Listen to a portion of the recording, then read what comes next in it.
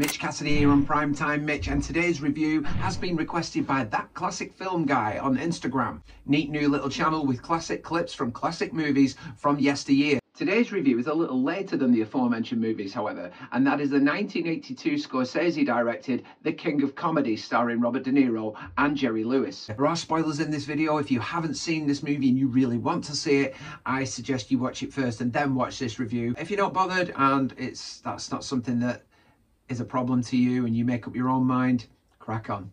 Obviously, De Niro is no stranger to working with Scorcese with The Godfather Part 2, Raging Bull, New York, New York behind him. Apparently, this was De Niro's attempt to shift to a more comedic tone in his work. This, however, bizarrely, it just isn't a comedy. It is so dark, it is so sort of cringe-inducing at some points that it is hard to see the comedy in the movie. We get a feel immediately for what Rupert Pupkin, De Niro's character, is all about. And now, say hello to Jerry!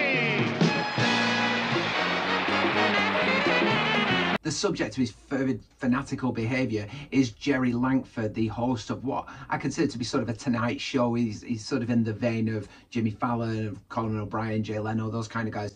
And he is pretty much ambushed as soon as he comes out the back door of the studio. Interestingly enough, Rupert Pupkin at that point is sort of a more quiet bystander. He sort of just wanders into the crowd, but he obviously has a bit of a plan in mind. It's almost very calculated, you know. He's not, there's no hysteria involved in how he goes about things, certainly not physically anyway. Langford gets into his car and he is set upon almost by Masha, played by Sandra Bernhard, an even more manic fan of Langford than Pupkin is, and Pupkin uses that as an opportunity to sort of save Langford, and then ends up getting into the car with him, and a conversation ensues that leads Pupkin to believe that he has his shot and he has his moment.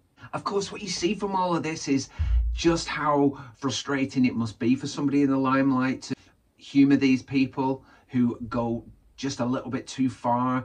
Would you just please say something to my nephew Morris on the phone? He's in the hospital. I'm sorry, I'm late.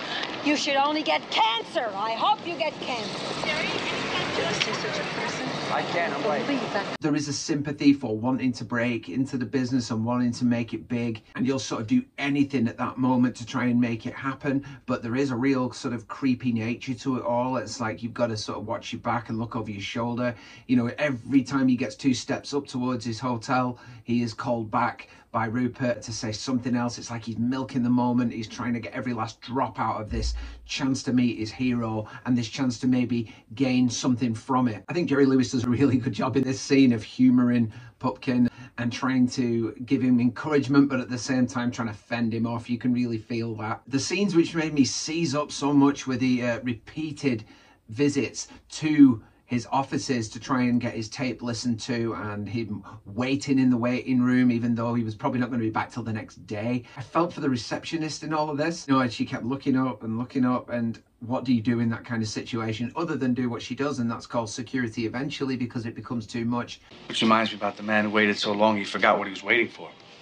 All the while you've got this relationship between Rupert and Masha where it's almost like they're trying to outdo one another with how close they can get to Langford. She is clearly unhinged and far worse, I think. And in a way, I think Pupkin's trying to do to her what Langford was trying to do to him, and that's sort of just palm her off and keep her at arm's length. And eventually he ends up using her to kidnap Langford in order to get his moment on television. He knows it's only going to be the one moment because he's going to get arrested, but he gets to have that one moment in the limelight. Another sympathetic character in this is Rita, well, I don't want to call her a girlfriend because she's not really a girlfriend.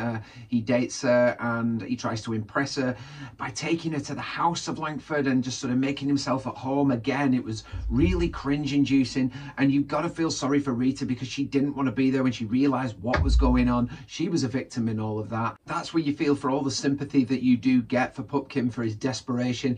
Bringing innocent people into those kind of situations was grossly wrong, really. Through negotiations and threats, Pupkin finally gets his moment on the Jerry Langford show, which is being guest hosted very much like Saturday Night Live was by Tony Randall on this particular occasion, and he gets his slot. He gets his moment to go out and talk to the audience, because at that point we hadn't heard his act. We didn't know if he was any good. We just had the feedback from his assistant saying, you know, it was okay, it was decent, but not quite what we're looking for. You never really got to see exactly what he was all about until the final moments when he is in the bar and he switches it on the TV and you get to see what he came up with. And it is well received by the crowd. It's very corny, it's very typical sort of that era stand-up, reeling off a bunch of jokes, and the crowd are sort of into it, and he delivers it quite well. It's known that Robert De Niro spent hours watching comedians and understanding how their routine flowed, and it does come across, and he does a great job of becoming a stage presence.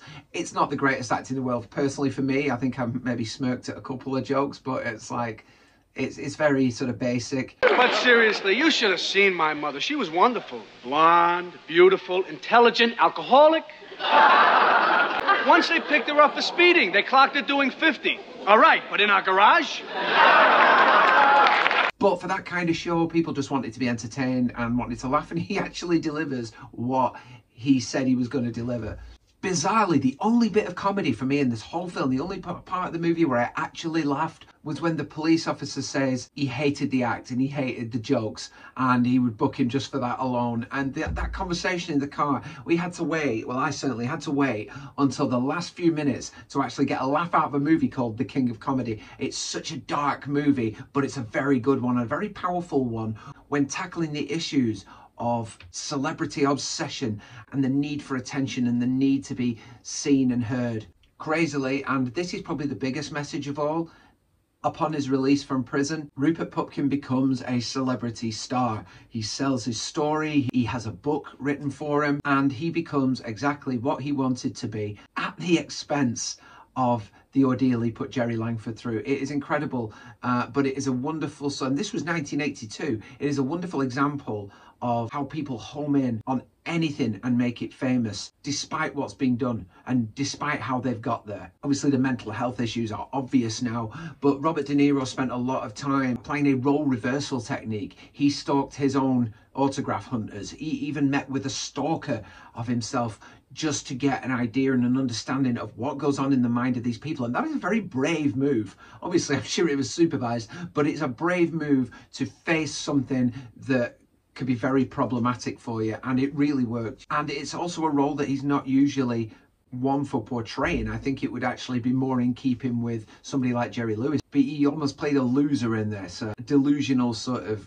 nerd, you know, and it's very strange to see De Niro play that, but that's a measure of the guy and a measure of the actor, that he could put so much into that role and make it so believable. This was a box office flop, pretty much because I don't think people quite understood what the film was trying to do at the time. This was not a popular kind of movie. De Niro himself actually attributed it to being a subject that people really didn't want to face or know about. However, the quality of this movie has been appreciated far more away from the box office, and certainly over time. There are good reviews everywhere for this movie. It is so worth a watch. It is very, very difficult to watch sometimes, but you've got to get through it because it's worth it just for the experience of the finish and the message it sends across about how you can become what you want to be at the expense of others and at the expense of your own health and the expense of your dignity in some ways. Thank you so much to That Classic Film Guy for giving me this movie to review and watch. I can't believe I'd not seen it until now. I guess the box office reaction probably meant that this movie went under the radar for me. I'm quite disappointed.